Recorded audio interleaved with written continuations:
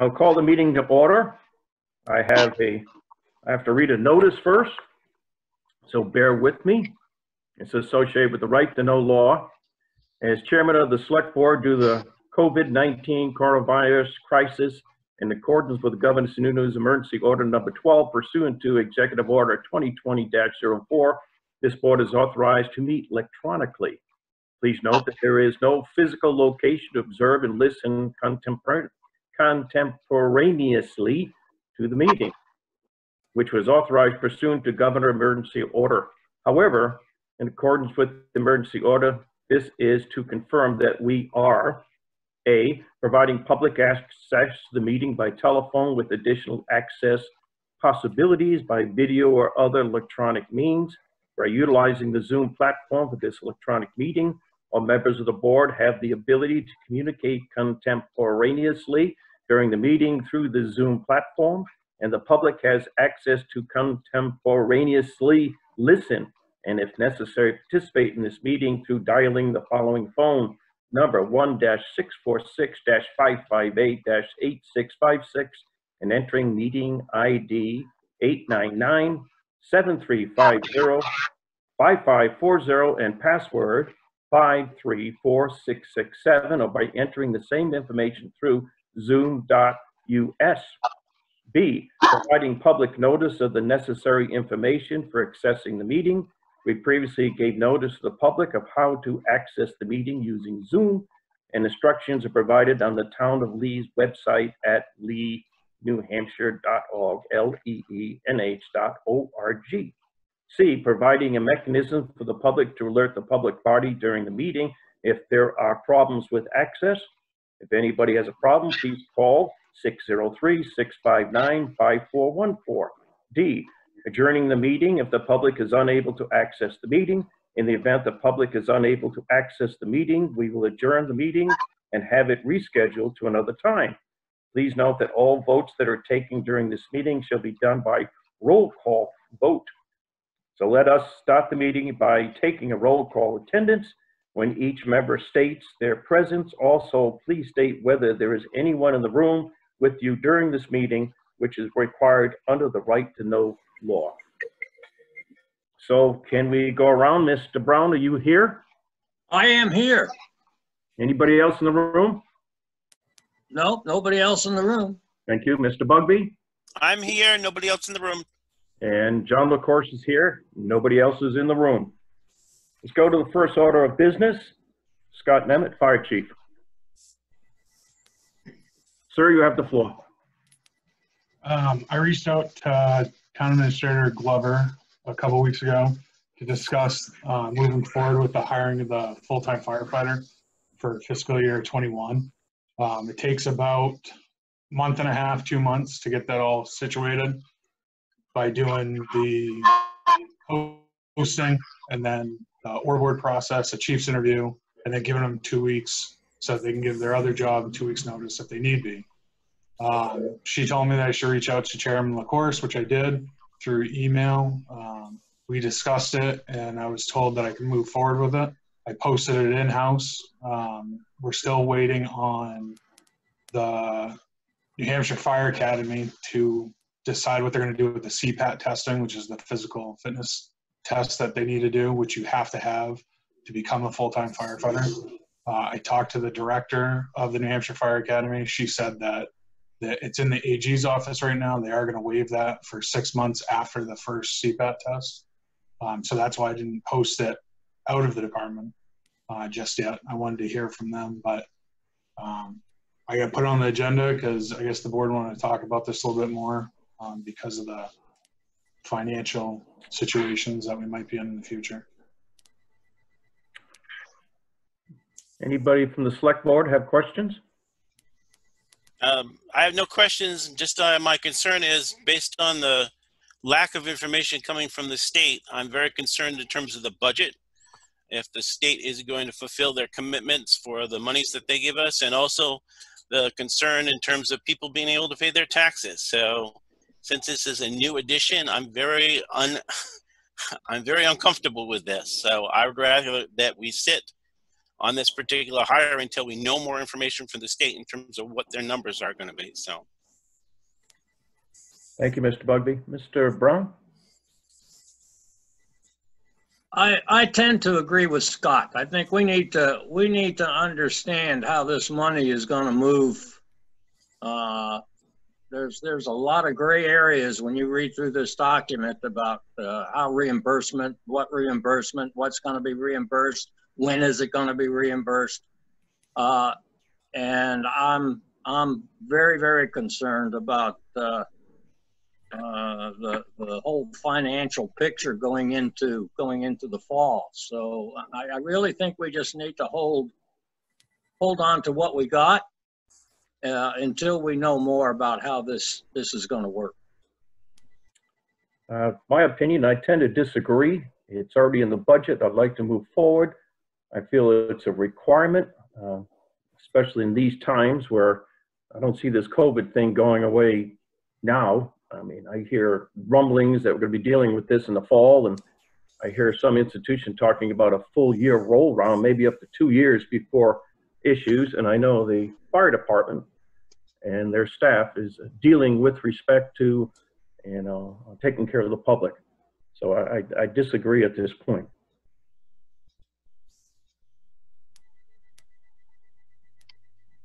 Any other considerations?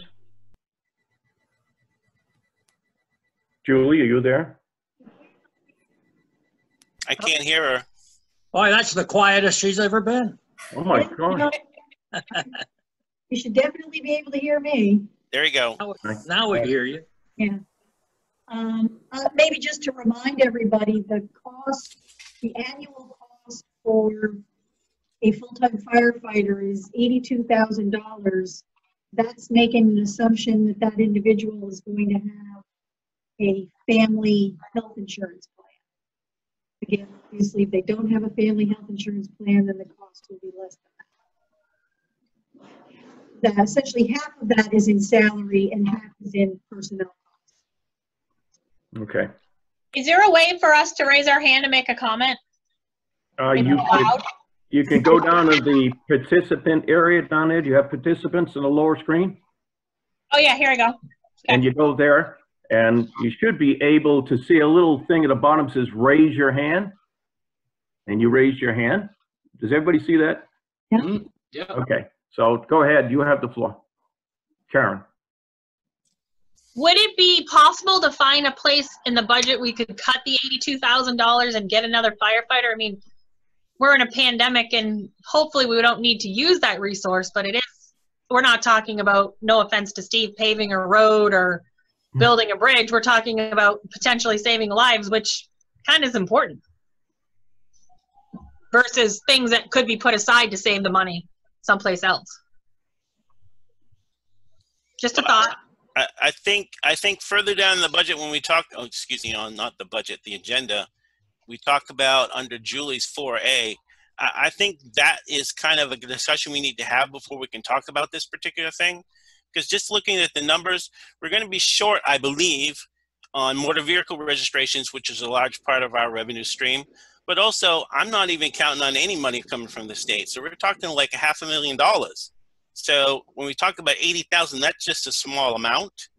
I'm looking at other things that we can probably put off as well. So I'm not against the fire department getting a new person, but I just think they need to wait for a little while until we know what the state's going to do. Any other comments? Go ahead, Scott.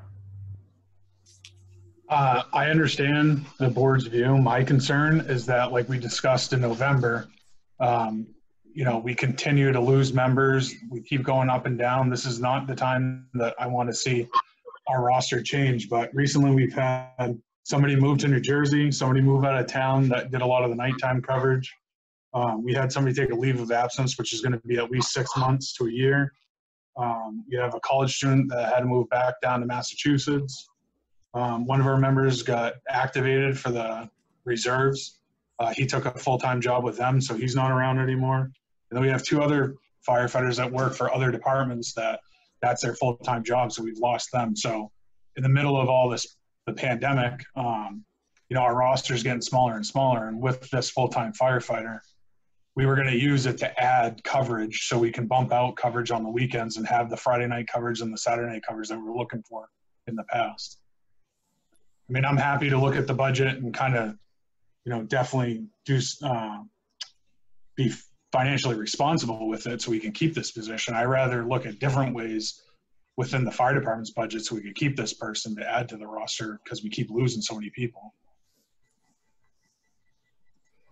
Scott, are we, in your mind, are we shorthanded?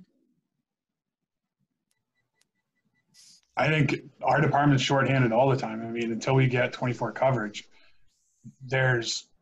yes, people are staying home right now, but a lot of people from the department are busy with other things that they can't spend the time at the department. So right now the department's really run on the full-time and the part-timers that we have. But depending on the weekend calls and nighttime calls, yes, we do have some people that come out for calls, but I feel like we're shorthanded. I mean, at any time we could have a big outbreak in our town and we're just going to be going nonstop. That's my concern, is that I'm waiting for the shoe to drop for us. Thank you. Tom, you had a comment? Yeah, I do. So right now, correct me if I'm wrong, Scott, you're just looking to start the process, correct? Correct. And it doesn't cost anything to start a process, and it's going to be up to 2 months, correct? Correct. So, why couldn't he still start the process, and we'll have a better handle on this 2 months down the road? And if it looks like it's going to be okay, he's not 2 months behind the 8 ball. He's still got a person or persons that he could offer the position to. And if it does have to wait a little bit, you could always ask that person, we're willing to offer you the job, but it can't start until August. But at least he'd have the process started so that if it's not as bad as it looks and it doesn't have to be halted, he can still move forward. I think that's a strong comment at this point, so we can at least give permission to move forward and reconsider it again in a couple of months.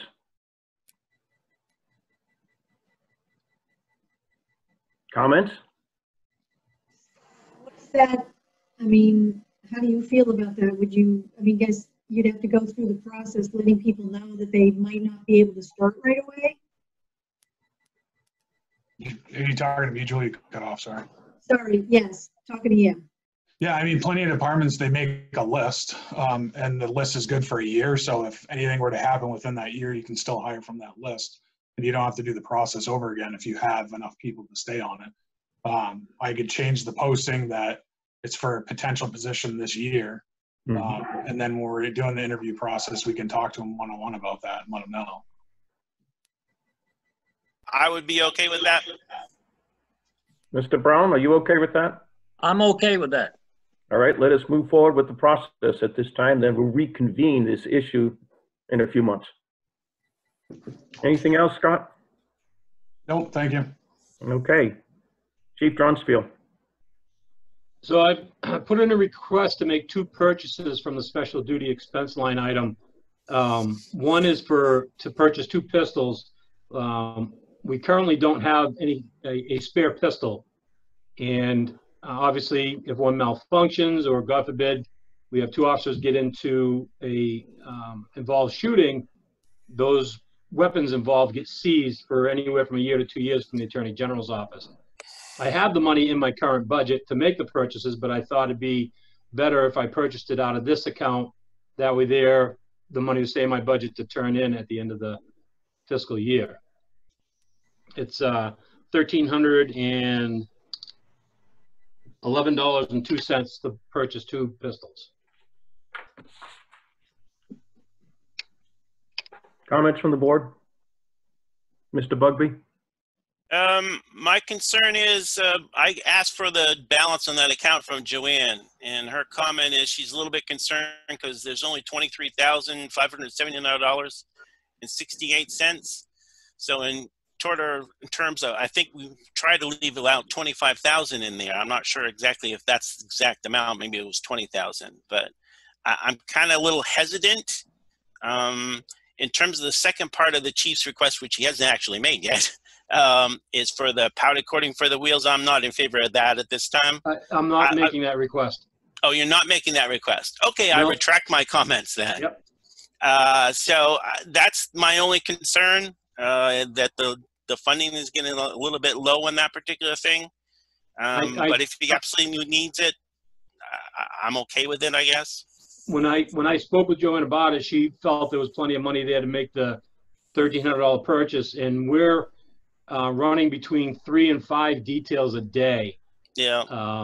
And we have been for this past few weeks, and we have several more weeks at least of that work.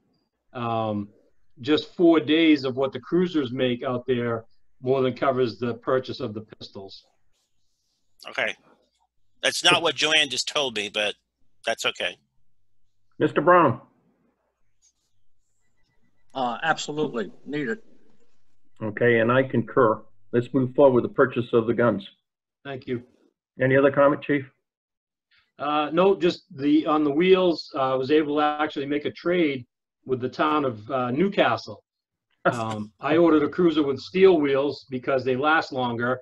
They ordered a cruiser with, and they got the aluminum. They ordered aluminum because it looked better and got steel. So we're just trading. That takes care of that problem. Excellent. That's the way to do it, I guess. Okay, item number 4, Ms. Glover. Okay, thank you. So I think that I've sent you a great deal of information over the past couple of weeks as we've been receiving it relative to questions that NHMA is asking of the governor's office on our behalf. Julie, can you get closer to the microphone, please? I knew where the microphone was, I would get closer to it. Is that better? Yes. Much better. Okay, sorry. So for example, NHMA is asking for an executive order to allow municipalities to adjust, really meaning reduce, the fiscal 21 budget before the tax rate setting. Because otherwise, obviously, the tax rate that's going to be set for 2020 is based on the budget that was passed just as this was all gearing up. We don't have an answer from the governor yet on that. We are also still waiting clarification on Executive Order 25 that was relative to waiving interest on taxes. We do know that we will not be able to deed any properties until the governor releases the stay on that. However, to the best of our understanding, we can still go forward with the leaning process. But I don't believe the tax collector has started that yet. So I guess my first question to the board is if you want to have any conversation now about how you may want to handle waiving of tax interest. One thing that we heard on a call today is that if you decide to waive interest for, say, the 2020 tax year, you also have to agree to waive interest on prior years, and that's one of the things that we're trying to get clarification on. So some towns and cities, it looks like they're going to be doing it on a blanket basis, just they won't charge interest maybe for the first half of the year. Other towns are going to be doing it on a case-by-case basis. Comments from the board? With regards to interest, I would want to hear more in terms of from the state in terms of what they're telling us. I'm not in favor of waiving interest for 2019 and previous years, possibly for this year, but I would want to see some more information from the state in terms of what they're saying. Mr. Brown? I agree. I'm in the same agreement. We'll wait for more information at this time. Okay. So as Mr. Bugby indicated, you know, we're not going to know what our revenue situation is until really July at the earliest, when we would expect to start getting tax revenue from the first half of the tax year. We do receive the highway block grants quarterly. Last time I checked with Joanne, we had not yet received the payment that was due in April for the first quarter of this year. And then, of course, we have no idea what we're going to get for the subsequent quarters. The meal and rooms tax comes in December. So unless the state tells us something before then, we're not going to know what we're getting, or quite frankly, if we're getting anything. So that's definitely concerning.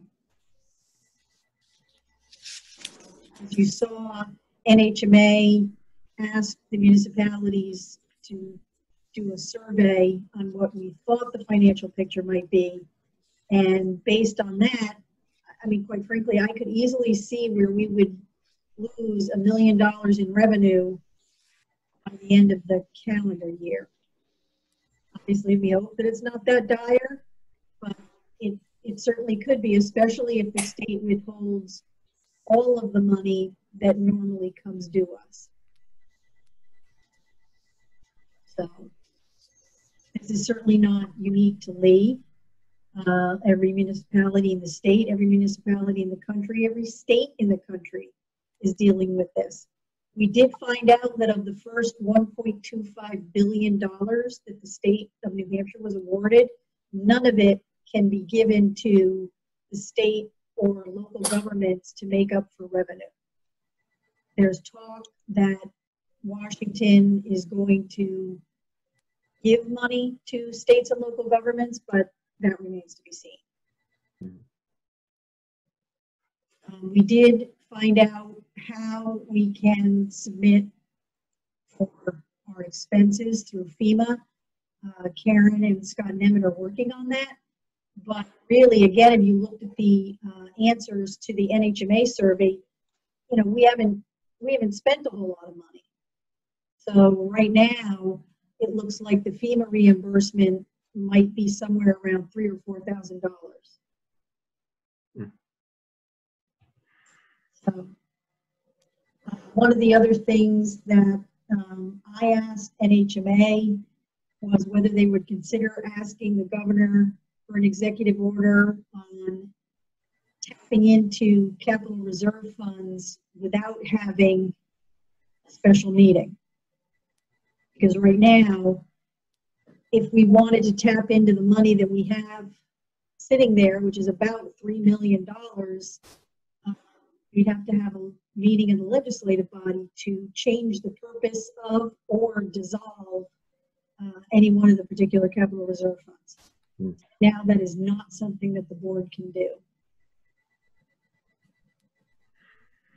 So it's a grim picture. It's a very grim picture. Very grim picture. Again, as I think I mentioned in a recent email, as of the last manifest, we had $1,027,000 left to spend in the fiscal 20 budget, and we need about 500,000 of that for payroll. Mm-hmm. So, you know, I've been urging everybody, don't spend money unless you absolutely have to, because we are definitely going to need that money going forward. Questions for the town administrator? No questions, just a comment. Please. In terms of looking at this last year, we got a little over 220,000 from rooms and meals. Highway block grant was a little over 114,000, and also we were counting on, or we got 887,000 in terms of motor vehicles. I see those at being at risk. In terms of, we might not get any of those monies from the state. We might get a percentage of them. In terms of motor vehicles, people aren't out there buying cars, so they're not going to come in and pay their particular new vehicle payments and stuff like that in terms of the fees. The biggest concern for me is when those tax bills go out in July, or June, excuse me, due in July, how many people are not going to be able to pay them? So my concern is looking at expenses that the town has and trying to, as much as possible, safeguard people's jobs. I'd rather have a delay on certain items than having to say, okay, Mr. or Mrs. Joe Smith or whatever, we can't, continue your employment. We're going to have to lay you off or something. So I'd like us to look at those particular things that are in the budget and possibly delay them. One of the large ones, which is in Steve's budget, is in terms of paving. I'd like us to look at that and possibly delay that. Also looking at, hold on. Also looking at things that are in the warrants, things that we can maybe delay. Anything that's coming out of taxation, I think we should take a look at them and see if we can delay those for a period of time until we know more about what's coming down in terms of our revenue stream. So, based on what we heard on a call today, so the Tuesday noontime call is what's called the legal call. The Attorney General, representative of the Attorney General's office is on the call. Members of NHMA, Primex. What I heard today, and I know Karen was on the call, so she can maybe chime in as well. If the money was appropriated by the legislative body in a warrant article, right now, what I heard was you don't have discretion. So in other words, if there was a warrant article that said we have to deposit money into one of the capital reserve funds, and that money is coming from general taxation, then we have to do it. I understand that, but it's the timing. What we've done traditionally is those go out in July for that particular year. We used to put them out in May of the successive year. So I'm just saying, let's delay them. Let's not do them in July. Let's do them when we know more about that particular piece of information. My concern is in terms of cash flow. I had a conversation with the treasurer yesterday, and that's one of his concerns. I believe he's on the call. I don't know if you can let him speak or not. But I think we need to look at those particular payments and maybe put them off, maybe till the fall when we know more about revenue streams.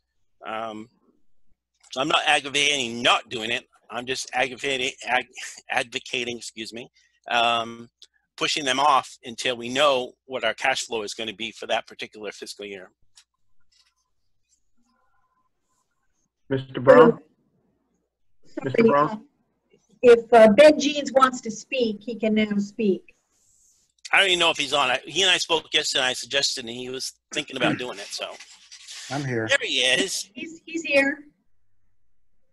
Well, I see a name, so he must be there. Yeah. Yeah, hold on. I keep my camera covered.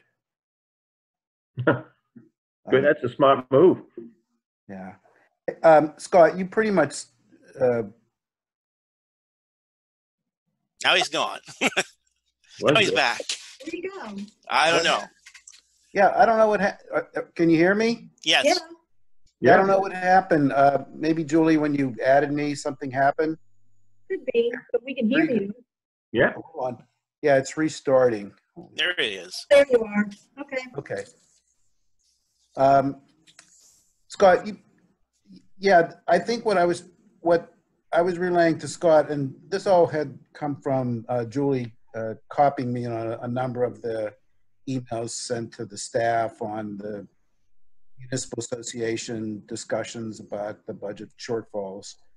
And what I was just passing on, knowing that you folks will be having a meeting, was that we've always had a good cushion built in, but because we have the school payments of $887,000 a month, that really doesn't matter.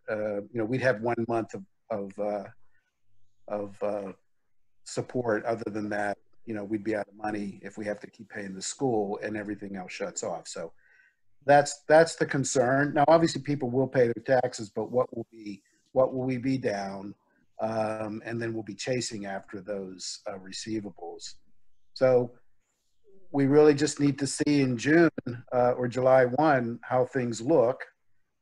We get about 30% of our tax receipts come in because that's in escrow with a real estate company. So we'll immediately get that, and we get that very quickly. And then we'll just be watching how people on the tax front. And really that is, of the total amount that we receive, it's a very high percentage of what our total revenue is. It's over it's 6 million each twice a year that we get on the taxes. So it basically funds the town, and then we have the other revenue sources. So yeah, I think everything you guys are talking about is good to keep moving along with some things, but defer any spending that you can, but be in compliance with the laws associated with that. But we'll have a better idea, the middle of, by July 15th, we will know how we did. John, can I bring up one other point? Please. One of the conversations, well, we had a long conversation, Ben and I did yesterday. One of the things that did come up that we talked about, as you all know, the largest part of our budget is the school in terms of our revenue, where our revenue goes. And I would like us to have a conversation with Dr. Morris and or chair of the board, somebody, to find out what they're doing, because it would be my intention, if we are short in terms of revenue, I do not want to have us, go out of our way to just fully fund them. So if we're having problems in terms of collecting revenue for, taxes that have been, sent out and not paid, I would want them to share in that particular issue. So I would like us to have a conversation with them just to say, okay, we're anticipating this, revenues are going to be down, we think, state might not be paying. How can you guys work with us to make this so we can at least get through this? So. Scott, I think that's a good idea. Maybe we should set up if possible, a Zoom meeting in the future. Maybe Julie, you can put your mind into that, where we could have an open conversation with the superintendent, at least let them know what our feelings are. I think Scott said it properly at this time. Yeah, one of the other things is that the other municipalities are definitely asking about that, especially because the schools are receiving federal funds. So we're trying to find out, and I will definitely reach out to Sue Caswell tomorrow to find out whether that revenue is going to be included in the distribution formula, much like the state revenue is when they're determining what the tax rate is. Again, we're not the only ones who are asking, well, what about the schools? And will the formula change, and how are they going to be asked to share in this? Because it doesn't make sense to send them that $900,000 every month if we're short $1 million or $1.5 million in revenue. Right. Exactly. Any other comments on this issue? And Julie, the only other one is the county. We have that county $1.2 million bill Right. in November. So, and that's always very painful one to pay, because we always wonder what we get for that. But that's another discussion. Just the only other thing quickly is whether the board has any thoughts right now as to a date certain for a next meeting, or do you just want to play it by ear? I think we're going to play it by ear as need comes up, and I know, Jill, you'll keep me in touch Yep. with what the needs are. Okay. Are you done? Yes, although I guess what I would like to hear from the select board, and maybe we need a vote on this, is more specifically what you want to instruct the department heads about their budgets. Comment? When I say budgets, I mean spending. I think Mr. Brown said it earlier, if you need it, you got to have it. If it's discretionary, you can wait. And I agree. I concur. I would like, can you hear me? Yes. Okay, I would like, maybe it's the next meeting or whatever, to kind of have it in person, because I'm having a real problem understanding some of the conversation and knowing what's going on. So I'd really, I consider this obviously one of the most important issues we've ever addressed. We need to be able to understand and converse quickly, nicely, clearly on what we're going to do in the future, because I think we're in for a real challenge, to be honest with you.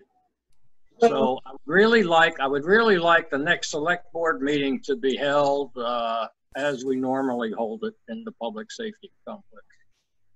That may be a bit problematic, because assuming that the governor's orders are still in place restricting groups of people to less than 10, you know, Well, we can find a place that's big enough to have distance. but that's not, Doesn't matter. it doesn't matter. You could have it in a football stadium, and if you have 15 people, you're in violation. Well, we should at least try, okay? Because this doesn't work real clear for me. Yeah, the other opportunity is that the select board can meet on the second floor being distanced, probably 10 feet apart, but everything else is run by virtual, just like we are now. Yes, I'm pretty sure that we can do it that way. The only thing I want to confirm is that you can keep the public out of the physical place. Exactly. So they would still be here virtually. It's only the select board and limited number of people will be present on floor. Yeah, I'll have to find out whether we can do it that way. So let's look at that as a backup. I understand Mr. Brown's concern. Can I ask a question, Julie? When is his order? Is it May 5th? Fourth. 4th. Okay. Thanks. I think fourth, but I don't know whether you know this. Massachusetts just extended that to, I think it's May 18th, Karen? To May 18th. And Governor Sununu has been following Massachusetts in a lot of things. And if you saw his press conference yesterday, he expresses great concern with the fact that the southern tier of this state, Hillsborough and Rockingham County, border Massachusetts. Massachusetts is in dire straits these days, and he is very worried that if he starts to open anything up, but Massachusetts doesn't, then you're going to get the flood of people from Massachusetts into the state, and he's trying to avoid that. So we are supposed to hear something this week as to his plans for reopening things, but it all depends on the numbers. We're getting a little bit of that border conflict. I was at Market Basket this last week, and there were some people there for Massachusetts plates, and there were people walking by telling them, go back home. We don't want you here. Go back home. So we're getting, I don't know if the chief's seen this too, but they weren't nasty, but they weren't nice either. So that's been going on since day one up there. The other thing is regarding campgrounds. Yeah. So as of right now, the governor is still saying that campgrounds can open, and even though he said he would issue guidance and guidelines, we do not have any guidelines. Maine just issued their new stage of opening, and it's still, you can't have more than 10 people in a room. And their numbers are a lot better than our numbers. Right. So, but we'll see what we can do in terms of just having the select board in a physical place. Thank you. Let's see what we can do about that. I appreciate it. Anything else, Julie? No. All right, thank you. Let's move on to the next item. Is there anything on the consent agenda that the select board wants to remove? Can you scroll up a little bit? No, I'm good with it. Mr. Brown? I'm good. Okay, therefore I move to accept the consent agenda as presented. Second. Second. All those in favor? Aye. Aye. Thank you. Actually, we have to do every vote by a voice vote. That's true. Every It's got to be, I mean, by a roll call. Mr. Brown? I'm sorry, I didn't hear it. We need to have an actual roll call vote for this. Mr. Brown, do you vote yes for the consent agenda? Yes. Mr. Bugby? Yes, sir. Ms. LaCourse? Yes. Motion carries. Thank you. You're welcome. Miscellaneous unfinished business? I have one thing. It's more of a clarification, and this is a question for Julie. And way back when we got a grant for doing the assessment for the parish house, it was $4,500. Yep. I've submitted the paperwork, and they're going to be issuing us a check. And I know we have to accept all monies coming in, but I don't remember if the vote when we did that accepted at the same time, or when we get the money we have to accept it again. How did that work? I don't know. You mean, does there have to be there has to be a meeting to accept the money? So we didn't do it when we accepted that we want to go forward with the grant, because we did that. So it's two different things. We usually do it when we get the check. Okay. All right. You should be getting a check this week or next week, she said. So One other thing I forgot to mention, and it's relative to the budget. So we had one employee go off the buyout and come on our health insurance on April 1st, and another employee is going off the buyout and coming on our insurance on July 1st. So that's an additional $27,000 on an annual basis that we didn't have in the budget. Thank you. Anything else? I move to adjourn. second. All in favor? Aye. Thank you very much. It seemed to work out okay. I understand Mr. Brown's consideration. All right, thank you. Thank you, everyone, for participating. Bye. Appreciate it. Bye now. See ya. Bye.